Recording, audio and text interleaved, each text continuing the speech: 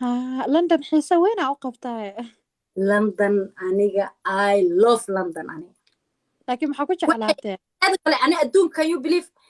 Norway magaalada Oslo Norway oo dhan adiga any magaalo Norway iyo London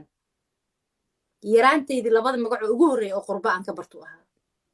haa anoo 14 years jiro gabar waxaa ka imaatay cousinkayga jaakada isiisa sax jaakad leather isiisa sax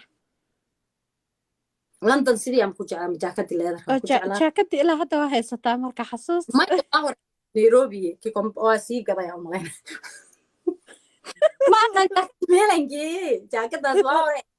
laakiin waxaa astaa gabadha inaan hotel inta ugu tagay ay jaakad isoo siisay anagoo gabdho badan isla soconaa u tagnay gabadha in adeertaa waa Niciima la dhahaa gaalkacyaa laga keenay oo qofkaas ka qataaran aan qabay cambuuro ma aqaan dadka inay arkeen laga hoos xirto cabaayadaha laga hoos xiran jiray inkastoo gabdhaha cabaayadaha surwaalo jeans iyo finaanaday ka hoos xiran jireen gabdhana qaar waxay ka hoos xiran jireen cambuuro isjiijiidayo oo aad loo jeclaa dee ma aqaan hadda Maraykanku maba arag cambuuro oo waxa waaye karis waaye cambuur karis dadka dhan waxay ku leeyihiin welcome to London inaa hadda u soo socdo maya markaan baasboortka qaato waaye insha Allah ilaa ku fududay cambuurkaasa xirnaa iyo waxaa xirnaa jaakad jeans oo hudheeda combine aan kasoo gatay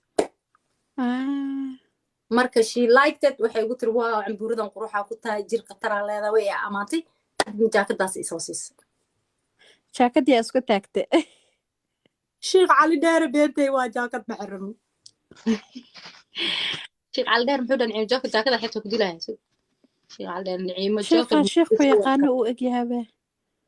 ها مقدشة تانكي وإيمانا أنا جورجينا بيعوكوا يا هذا جيت كصدق كبكارا وإن سلام وحي في صناعة وإيمانا حاول ما وين حدنتي ذا كدوغن من أي